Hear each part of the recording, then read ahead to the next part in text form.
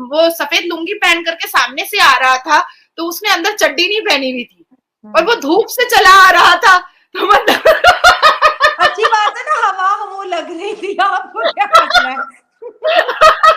मैं अगर नाजिया के साथ शो कर रही हूँ 30 मिनट का, मैंने इससे पहले टॉपिक भी पढ़ा, डिस्कशन भी की, नाजिया जी से टाइम भी लिया, फिर अपना इंटरनेट भी इस्तेमाल किया, दिमाग भी, अगर मैं तस्वीर करके शूट कर दूं और मुझे पैसा भी मिले, गाड़ी भी मिले, बंगला भी मिले, आप खुद बताएं दोनों में से कौन सी जॉब इजी है। वो शू करने वाली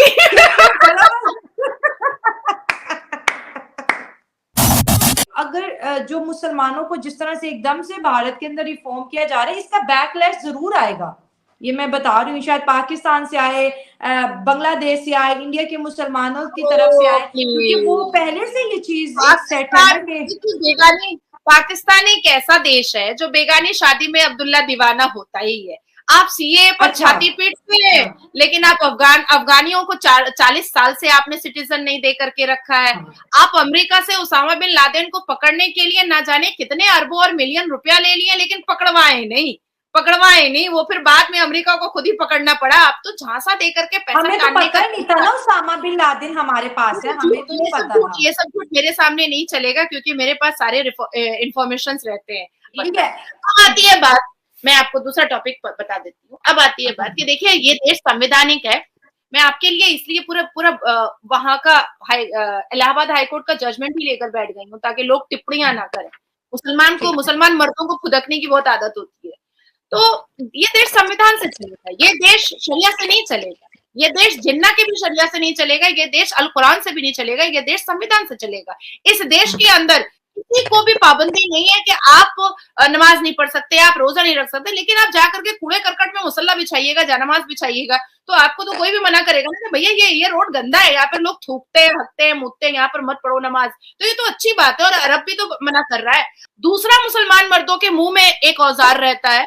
जैसे ही किसी शिक्षित लड़की को, बहुत वोकल लड़की को, बहुत रिनाउंड और फेमस लड़की को मुसलमान मर्द देखते हैं, तुरंत अपने जुबान के औजार से उसको गाली गलौज, उसको गंदी गंदी अभद्र बातें बोलना स्टार्ट करते हैं, ताकि वो डर जाए, ताकि वो उस ट्रोल से डर करके वो बैकफुट हो जाए। तो ये 2 औजार मैंने आपको बताया, एक पैंट के जिप में होता है, एक मुंह में जुबान होती है, और तीसरा औजार वो निकालते हैं जो वाकई में औजार होता है, बंदूक होता है, बम होता है, चापड़ होता है। तो ये सारी चीजें कौन कर रहा है? मुसलमान कर रहा है। मैं, और ये जो डिसीजन लिया गया है कि मदरसा को बंद करवा करके स्कूल को खुलवाया जाए, शायद आप पढ़ी लिखी हैं, इतने बड़े इस्लामिक देश में आप रहती हैं, आप कहीं ना कहीं बैलेंस तो हुई है। देखिए शलम, मुझे ऐसा लगता है कि जब जैसे जैसे मुसलमान शिक्षित होंगे, वैसे वैसे उनके दिमाग से आतंक जो है, वायलेंस जो है, वो बाहर निकलेगा। आज मैं शिक्षित हूँ, आप शिक्षित हैं, तो हम बहुत बैलेंस बात करते हैं, हम संवैधानिक बातें करते हैं, हम एडुकेटेड बातें करते हैं, हम मॉडर्न ईरा को एक्सेप्ट कर रहे हैं।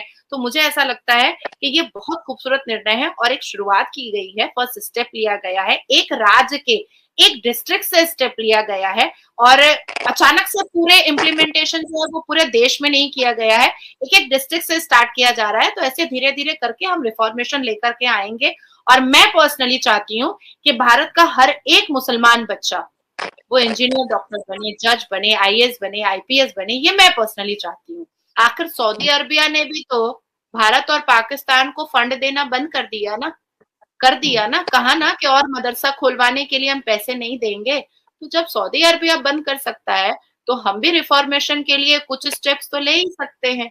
मैं रोड शो करती हूँ, पाकिस्तान का मुसलमान मर्द ये चाहता है कि औरत बुरखे में रहे और घर में रहे, उसका कोई काम नहीं है कि वो पढ़े, वो यूनिवर्सिटी जाए, वो एंकर बने, वो रोड शो करे, वो शॉपिंग पे जाए, वो ग्रोसरी करे। नहीं नहीं नहीं, ये नहीं चाहिए उन्हें। उन्हें चाहिए कि आपकी जो औरत है वो घर पे रहे, बुरखे में रहे, उसके आप 100 को देखे लेकिन आपकी वाली को कोई ना देखे। और ये जो एक पता नहीं सोच है, मुझे नहीं पता कि ये कहाँ से इंडिया और पाकिस्तान में आई। टर्की भी तो एक इस्लामिक कंट्रीज है, वो देखिए कितना ज्यादा मॉडर्न है। इसके बाद आप सऊदी अरब देखते, आप यूएई देख रहे हैं, क्या वहां और यहाँ के इस्लाम में क्या फर्क है?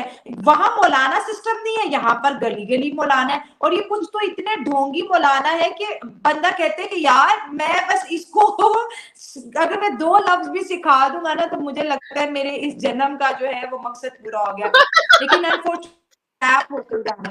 अच्छा, एक क्रिश्चियन ट्रैप नहीं होगा, एक हिंदू ट्रैप नहीं होगा, लेकिन एक मुसलमान जिसके पास कुरान है, जिसके पास हदीस है, जिसके वो पास तुरंत इंटरनेट ट्रैप है, हो जाता है, वो तुरंत ट्रैप हो जाता है।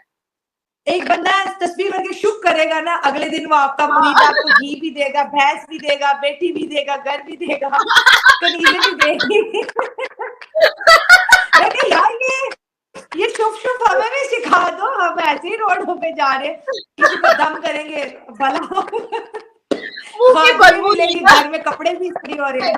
मुझे तो सबसे ज्यादा हंसी आती है शैला उस पर जो पानी पानी को फुकाने लेकर जाती है। क्या अनहाइजीन काम है, मुंह का बदबू क्यों लेती हो भाई? नहीं, एक शुभ से अगर मैं अगर नाजिया के साथ शो कर रही हूँ 30 मिनट का, मैंने इससे पहले टॉपिक भी पढ़ा, डिस्कशन भी की, नाजिया जी से टाइम भी लिया, फिर अपना इंटरनेट भी इस्तेमाल किया, दिमाग भी, अगर मैं तस्वीर करके शो कर दूं और मुझे पैसा भी मिले, गाड़ी भी मिले, बंगला भी मिले, आप खुद बताएं दोनों में से कौन सी जॉब इजी है? वो शू करने वाली।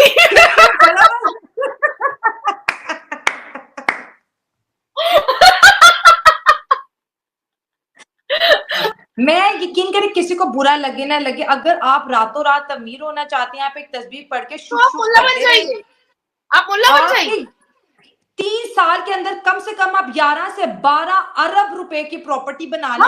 हाँ, एकदम एकदम एकदम 110%। हमारे भारत में भी एक एक ये पीर साहब है, हालांकि देखो हमारे कुरान में पीर वीर कुछ नहीं होता है, धर्म गुरु कुछ नहीं होता, कोई पीर नहीं है सऊदी अरब में, कोई नहीं है, नहीं कुरान में ही नहीं है भाई। तो सऊदी अरब तो पक्का मुसलमान है ना, कट्टर मुसलमान है, वो कट्टर कुरान पर चलता है। पर यहाँ पर एक ताहा सिद्दीकी है। शैला तुम यकीन नहीं करोगे, एक बार बहुत लोगों ने मुझसे कहा कि आप चले जाइए मिलने के लिए, आपका पॉलिटिकल भी रहता है तो जरा धर्मगुरु वगैरह से मिलना चाहिए आपको। मैंने कहा ठीक है चलते हैं।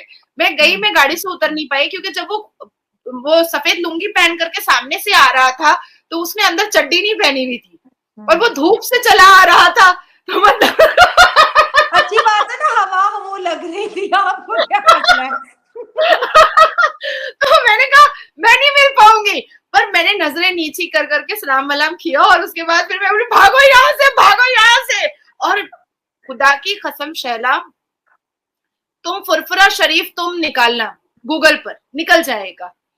अरबों खरबों की संपत्ति, अरबों खरबों की संपत्ति। उसकी बेटी ताहा सिद्दीकी की बेटी पश्चिम बंगाल का ही है वो। ताहा सिद्दीकी की बेटी क्वेस्ट मॉल में जिमी चू और बर्बेरी ऐसे खरीदती है कि हम सपने में भी नहीं सोच सकते, हम सपने में भी नहीं सोच सकते वो ऐसे खरीदती है। हेलो नमस्कार एंड जय हिंद दोस्तों, स्वागत है आपका मिस्टर भारत में। इलाहाबाद हाई कोर्ट की डबल बेंच के फैसले के बाद अब सभी अनुदानित मदरसे के अनुदान यानी कि सरकार की तरफ से मिलने वाली सहायता राशि बंद हो जाएगी और अनुदानित मदरसे खत्म हो जाएंगे। मदरसों को संचालित करने के लिए साल 2004 में बने मदरसा एक्ट को इलाहाबाद हाई कोर्ट ने असंवैधानिक करार दिया है। जिन मदरसों या फिर जिन भी शिक्षा संस्थानों को सरकार की तरफ से सहायता मिलती है उसमें पढ़ने वाले बच्चों से कोई फीस नहीं ली जाती, लेकिन इस बात का भी इन मदरसों में उल्लंघन किया जा रहा था। साथ ही इन मदरसों में दीनी शिक्षा के अलावा और कोई भी दूसरा सब्जेक्ट पढ़ाया नहीं जाता। मदरसा बोर्ड से मान्यता प्राप्त 16,460 मदरसों में 13,83,107 स्टूडेंट्स है। वह इनमें शामिल 560 अनुदानित मदरसों में 1,92,317 स्टूडेंट्स पढ़ रहे हैं।